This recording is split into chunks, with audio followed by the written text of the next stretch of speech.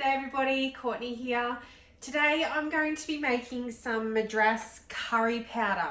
Having stuff like this in my pantry is a really favourite thing of mine to do. I don't know, I just feel a little bit fancy when I've made it myself. But I don't know, the flavours that come out of making things authentically like this is just amazing. So it's definitely worthwhile doing. Don't be put off by some of the unique ingredients. I'll talk to you about some of those as we go along. But yeah, I'm very short. I have none left, hardly any, of my Madras curry powder, and I want to make a big batch of Indian spice sweet potato soup. And this goes in that. There's a heap of other things I love to put in. Basically anything that says curry powder, this is my go-to. So it's a cookie dough recipe. We'll get started into it and I'll show you how easy it is. So Madras curry powder, start cooking. Now first thing we need is 20 fresh curry leaves. This is not something you can buy in West Wyalong. Really easy to grow, really easy to grow. I've got a little plant in a pot outside. I'm no gardener, so I haven't killed it yet, but yeah, it's definitely worthwhile having. You don't use a lot of it. This recipe is actually asking for 20 fresh curry leaves, and this is probably the most that I'll ever need to use in one go. So this is heaps more than 20. So let's put 20 in. 1, 2, 3, 4, 5, 6, 7, 8, 9, 10, 11, 12, 13, 14, 15, 16, 17, 18, 19, 20. Got 2 left. Might as well just chuck that in too. Okay. So placing lid on, and that is going to dry cook those. So there's nothing else in there but those leaves. So it's going to heat those up for 1 minute at 120 degrees. So yeah, definitely go and get yourselves one of those plants. You can you know, buy the leaves when you are out of town. You can put them in your freezer. They do go a bit soggy when you freeze them, but anyway, I'd love to say come and get some off my tree, but it's not very big. So yeah, maybe you know somebody who's got a curry leaf tree. Otherwise, go down and get one. Super easy to grow. Yeah, anyway, chat to you in a sec when this is cooked. Okay, so our curry leaves are cooked. Now we're going to add 5 dried chilies. So head to an Asian store, grocer, and grab yourself a bag of these as well. They're really handy to have in your pantry. So 5 of those. 1 tablespoon of black peppercorns.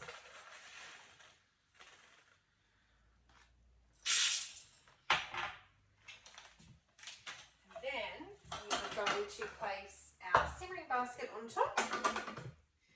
And add another little bit of roasting heat to those, so dry roasting, just for 20 seconds. Does make a bit of a squeak, don't be worried about that. It's just those peppercorns being stirred around. But dry roasting them, you get so much more flavour out of the spices.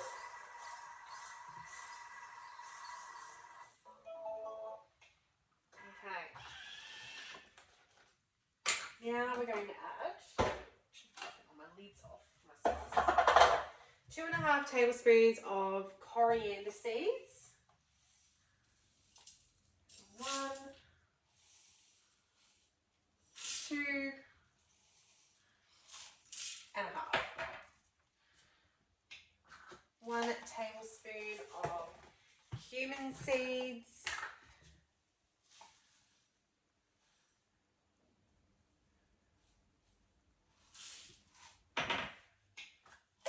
2 tablespoons of fenugreek seeds. Yeah, that's the bag they come in. You'll have to go to an Indian grocer to get those. I've just run out, so here they are here. I had just enough for this recipe there. That's what they look like. So I'm going to have to grab some myself next time I'm out of town. They just, I don't know. I've had that bag for quite a while, so I don't use it a lot. But yeah, definitely worth getting to be able to cook all these kind of recipes. What I do is I have a little notepad on my fridge, and whenever I go to cook a recipe that has some kind of specialty ingredient that I can't get here, I write it on that, and then as soon as I am somewhere else, I take that list with me and I grab all those specialty ingredients when I'm out of town. So 2 tablespoons of fenugreek seeds, 1 tablespoon of fennel seeds. I do love fennel. It's one of my favourites. It's a really nice hazelnut and fennel dukkha recipe on Cookie Do as well. For your fennel seeds, 2 teaspoons, not tablespoons, don't give up the wrong spoon here, of black mustard seeds. So you should be able to just get them at the supermarket. Allspice berries. Now, I don't have berries, I just have ground allspice, so I'm making do with that. 1 teaspoon of that.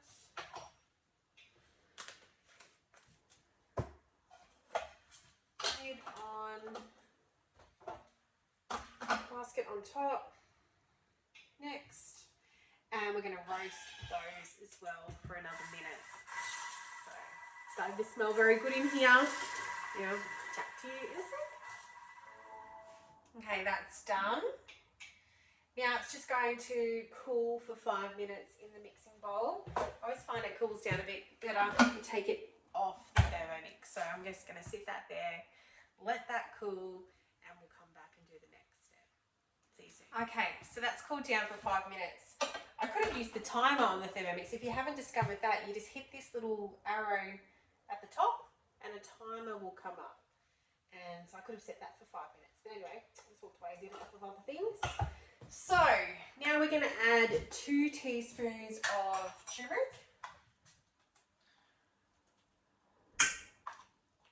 Now if you ever get any stains on your lid from using turmeric, it can go a bit yellow sometimes. All you need to do is pop it out in the sun for a little while and it will go back to the normal colour. 1 tablespoon of salt. Next, insert measuring cup. Let me just show you what's going on in here. There you go. Nothing's been milled up yet. But now it's going to mill for 30 seconds on speed 10.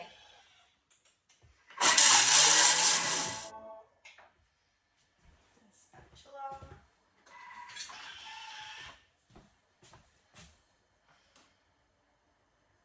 Look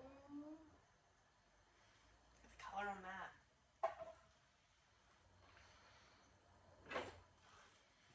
There we go. Cut the sides. Just going to scrape that all down. Oh my god, it smells so good. Another recipe I love using this in is the Silverbeet Dahl. It's a slow cook one that cooks for about 8 hours. You do need all day for that one. It's delicious. Okay. Put that all back on. Spill that all down my beautiful, shiny, sparkling black Thermomix. Alright, give that another mill. Another 30 seconds.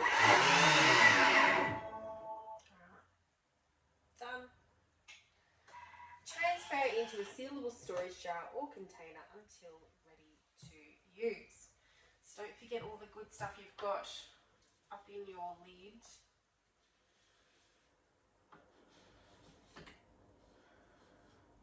don't want to spill that all down the front of your Thermomix, so be careful. Actually, what I might even do is take it out to do that. Really don't want all that turmeric to go down the front of my Thermomix.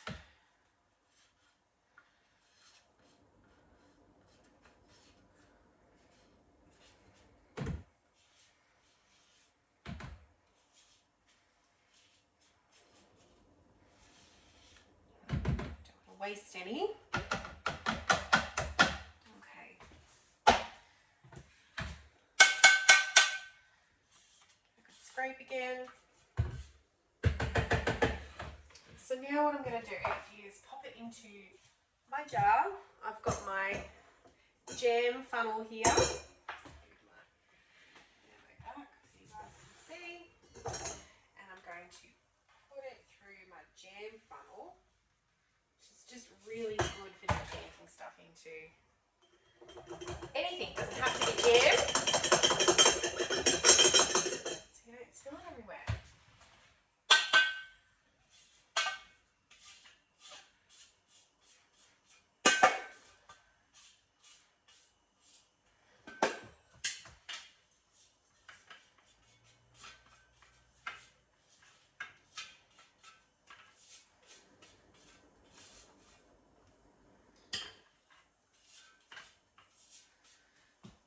Here we go. So another really good spice mix to have on here too is your own garam masala.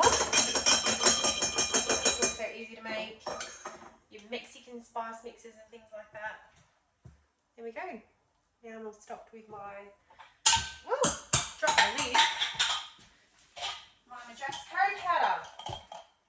All ready to make a big batch of soup on the weekend, and yeah, give it a go. Let me know if you give it a go. Let me know if you need some help sourcing some ingredients. Anyway, happy thermo mixing, everybody.